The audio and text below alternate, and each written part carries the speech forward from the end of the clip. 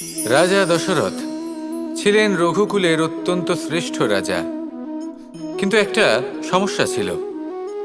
অনেক অনেক চেষ্টা সত্ত্বেও, পুজো অর্চনা করা সত্ত্বেও ওনার কিছুতেই সন্তান লাভ হচ্ছিল না। প্রজারা চিন্তিত ছিলেন যে এর পরে কি হবে, এই রঘুবংশকে কে এগিয়ে নিয়ে যাবে। কিন্তু রাজা দশরথ এই চিন্তা থেকে মুক্ত ছিলেন, কারণ ওনার শ্রবণ কুমারের অন্ধ মাতা পিতার দেওয়া সেই অভিশাপের কথা মনে ছিল।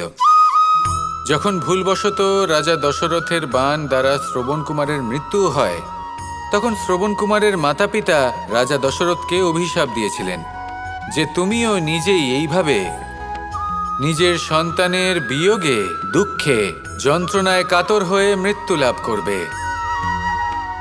এটা ওনার মনে ছিল। উনি মনে করতেন যে এই অভিশাপ যখন উনি পেয়েছেন তখন তো অবশ্যই ফলবে। আমি আমার সন্তান বিয়োগে মৃত্যু লাভ করব, এর অর্থ হলো এটাই যে আমার সন্তান প্রাপ্তি হবে। সেই অভিশাপই ওনার জীবনে বরদান রূপে ফিরে এলো। যখন সঠিক সময় এলো তখন উনি 4 পুত্র লাভ করলেন, আর তারপর কি হলো সেটা আমরা সকলে জানি। এবার এর থেকে আমরা কি শিক্ষা লাভ করলাম? যে জীবনে এই সমস্যা, এই সংকট বা কঠিন পরিস্থিতি এসব তো আসতেই থাকবে। নিয়তিকে আমরা পাল্টে ফেলতে পারবো না, যেটা হবার সেটা অবশ্যই হবে। তাই যেটা হচ্ছে সেটা আনন্দের সাথে যাপন করলে কেমন হয়? প্রত্যেক সমস্যার মধ্যে কোথাও না কোথাও আনন্দ আছে, সেই আনন্দ খুঁজে বের করতে চেষ্টা করুন।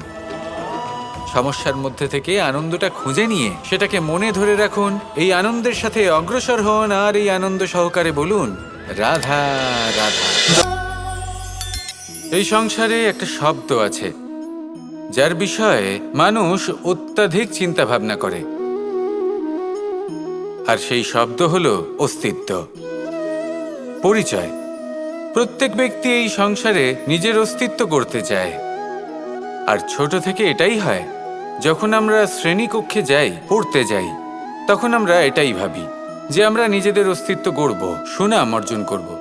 সকল ব্যক্তি যাতে এটাই বলে যে এই হলো সর্বশ্রেষ্ঠ ছাত্র, আর এটাই আমাদের পরিচয়। কার্যক্ষেত্রেও আমরা ঠিক এটাই চেষ্টা করি, পরিশ্রম করতে থাকি এবং ভবিষ্যতে গিয়ে আমরা নিজেদের পরিচয় খুঁজে পাই।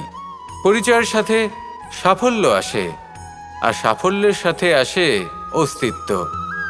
আর যখন এই দুটি সংযুক্ত হয় তখন মানুষ অসফলতার কথা ভেবে ভয়ভীত হয়ে পড়ে, আর এটা ভাবতে থাকে যে যদি আমি অসফল হই তাহলে সেই পরিচিতির কি হবে, সেই নামের কি হবে, সেই সব কিছু যে আমি অর্জন করেছি তার কি হবে। সে ভয়ভীত হয়ে পড়ে, আর এই ভয়ের কারণে তার বিকাশ কোথাও না কোথাও অবরুদ্ধ হয়। সে শ্রেষ্ঠ কর্ম করা বন্ধ করে দেয় এবং শুধুই সুরক্ষিত থাকতে চেষ্টা করে।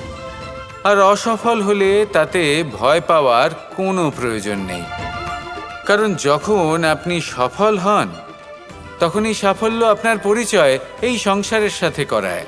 কিন্তু যখন আপনি অসফল হয়ে থাকেন তখন এই অসফলতা এই সংসারের পরিচয় আপনার সাথে করায়, যা অত্যন্ত আবশ্যক। অসফলতা প্রত্যেকের জীবনেই আসবে, তার সম্মুখীন হন আর তার থেকে শিক্ষা লাভ করুন। কারণ যখনই আপনি অসফল হন তখনই আপনার জ্ঞান চক্ষু উন্মুক্ত হয়। আসুন আমার সাথে ভালোবেসে বলুন রাধা রাধা।